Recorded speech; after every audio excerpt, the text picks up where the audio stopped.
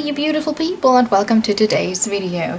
Today I want to take part in the Junebug challenge. It's one of the monthly challenges that is not as commonly known as like Inktober or Mermaid, but I recently discovered it and it's pretty adorable. And basically you draw a bug for every day of the month June, but I took some inspiration from Steph, the average artist here on YouTube, because she drew 30 mermaids or 31 mermaids in one day for Mermaid last year, I think. And I want to do the same with bugs. And for the bugs, I want to use our homemade watercolors to color them in. And I'm using the set my wife made herself of our colors to test them and stuff, and she was nice enough to make me a little swatch card so I know how the colors look like. I have a set of some of our colors, but not all, especially the newest ones aren't in them. So yeah, she gave me her palette and said I am supposed to give it back clean and nice, so I'm trying that. And what else do I got? I have these brushes I'm gonna use, and I'm gonna use this colored pencil by Faber-Castell. And yeah, I think I will speed up the video and go over to a voiceover, because I guess it is going to be quite a long video since I'm gonna do 30 little drawings on this piece of paper. Enjoy! Hello, it's voiceover Noopsie here. So I just want to give you my 2 cents on monthly challenges or drawing challenges in general.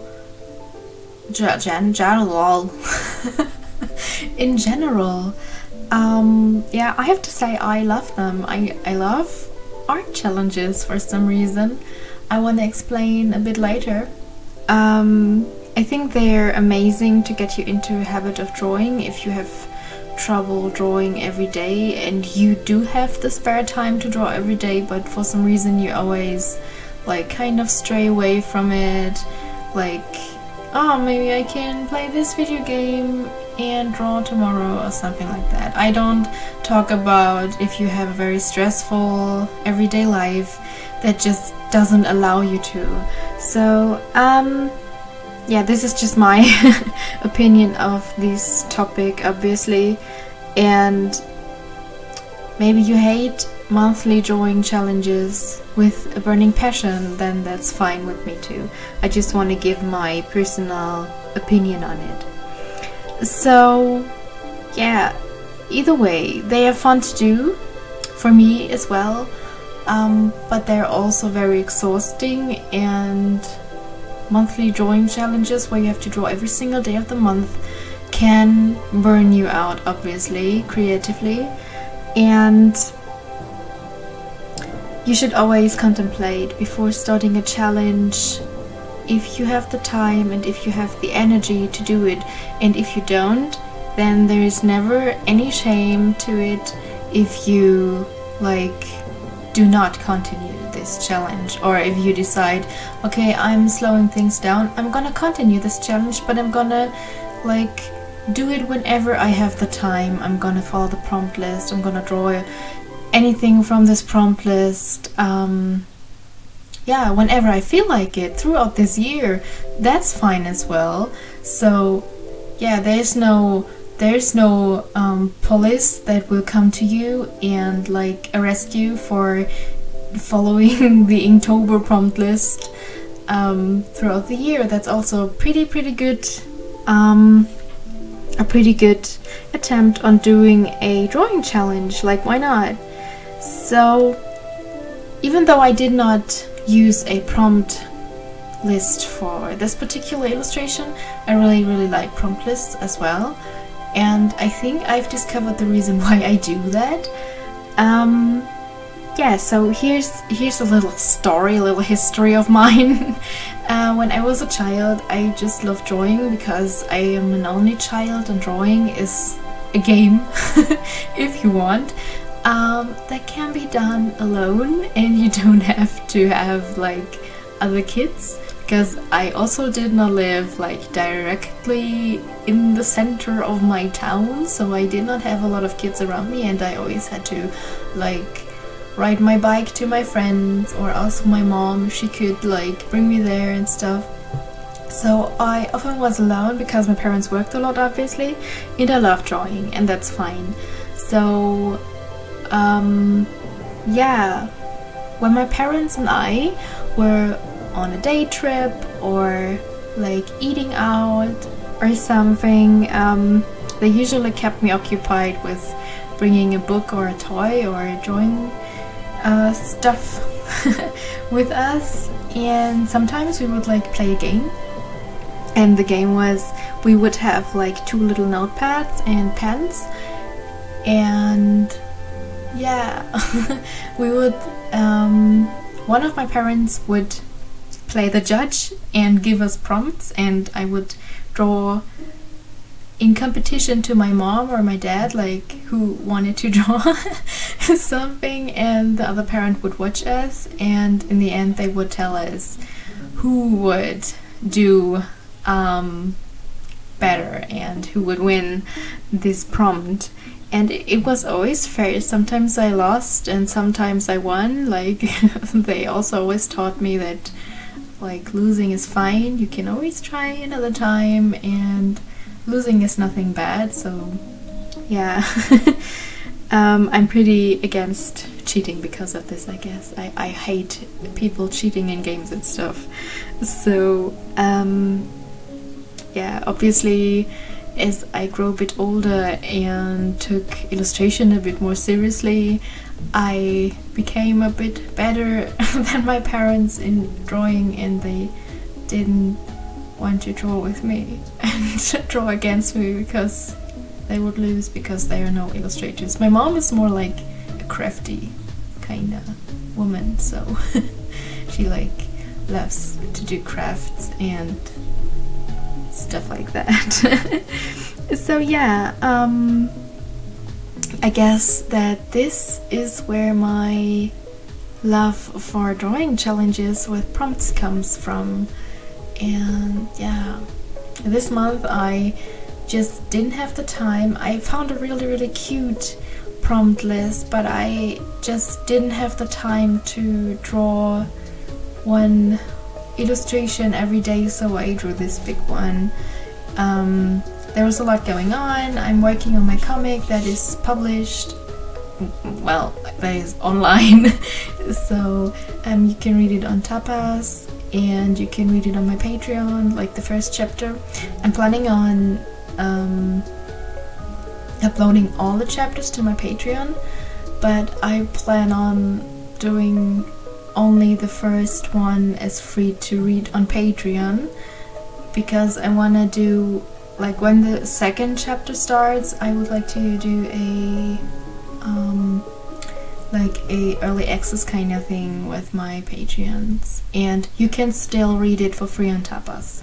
So it will be always online, there, free to read. I want everybody to access this comic. I just want to like do an early access thing with the pages. Like one page will then come out 1 week early on Patreon, so my patrons can read it 1 week ahead, and then the next week it will be published on Tapas. So that's what I'm planning to do with that. Also, we updated our shop with the colors and the paints you saw on the video. Not all of them are online, but the majority is, and I had to do a lot of things for that. I had to take new photos for new colors that we were putting online, and that took a lot of time. And I'm also working full-time, and yeah, I'm working on the comic, as I said, and I also took some time to drew things in my sketchbook for myself, and I also drew the prize pictures for the 1K event on my Instagram account. So that took some time, and yeah, like daily life comes into into you doing a challenge, and that's fine. So I just did that. I mean, like, it's also kind of an idea for a challenge to take a prompt list, and then you have to combine all the prompts into one illustration. That would be like a giant illustration with lots of details, I guess. So maybe I'll try that one day. So yeah, what else do I have to say? Oh yeah, the paints I used are, as I said, the paints we are selling at our Etsy. Here's a little advertising. Yeah, and I have to say that I really like working with them. But obviously, if you consider buying, is it from us or from someone else, handmade watercolor paints, they're obviously going to behave a little different than the ones that you can buy in a shop. For example, some pigments, I mean, you can discover that in shop paints as well, like in manufactured paints from big brands as well. Like, every pigment has its own capacities and its own abilities to do. Like, some are granulating, some are more smooth, and I feel like in handmade paints that's a bit more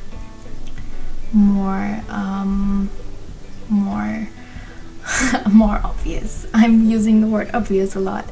So yeah, like, for example, the brown I used for the background is a bit more like, I'm on this page and you're not gonna lift me up again, okay? So but that's fine if you're learning to work with it. I really love using these handmade paints. Like, they're some special and stuff, and my wife made them, so I love them even more. So but also with handmade paints, they may feel a bit chalky, but they are not chalky. So I have discovered that with manufactured paints, this is not like being good or bad, this is just an observation I made. They feel like they don't get sucked into the paper, like the pigments are laying a bit more on top of the paper. So this is just something to keep in mind when you use them. Like, they may not feel as silky or something on the paper. Oh, I hit my microphone. Oh no. I'm very sorry for that. I hope that wasn't too loud. Yeah. What else? Oh yeah, the obvious thing. I don't know if it's that obvious, but as I was working on this illustration, I was like, well, dude, look at what you're doing. These bugs with this scenery remind you a bit of Casey Golden's and illustrations, aren't they? And I don't know, I may have been subconsciously driven into that direction. I don't know, Casey, I love your videos, you're amazing. So I didn't do this on purpose, I swear. It just mutated into this. So I'm sorry. I love Casey's videos, she's amazing. So this is not supposed to be a rip-off, this is just a coincidence, I don't know. So it's very much fun. I can only encourage you to do that, to draw a big scene with a lot of tiny characters doing things. And yeah, it's really much fun. I'm thinking about if I've ever got the time to do like a big illustration on a big piece of paper with lots of characters from my comic. Like, I have a lot of different fantasy races in it, like little devils and mermaids and werewolves and elves, vampires, humans. Would be so much fun to do like a giant illustration with lots of people. But as I speak, I realize that's gonna be so much work, hours and days of work. But maybe it's gonna be worth it. So maybe I'm gonna try that one day if I have time, a lot of time. Yeah. Also, I forgot to color in one tongue of one bug on the bottom of the page. I'm very sorry. I'm gonna maybe color it in later after this video is done. So yeah. I don't really have anything to say anymore, and yeah, you can, if you want, you can check out my video description where you can find lots of interesting links, like the link to our Etsy shop where we sell these paints. I'm sorry. Or my social media pages, like my Instagram, my webcomic, my Twitter account, like all that kind of fun stuff. So yeah. Yeah, that's it, I guess. So I'm ending this here before it gets any more awkward. So thank you very much for watching, and we see each other next time. And until we do, please do something that makes you happy. Bye bye.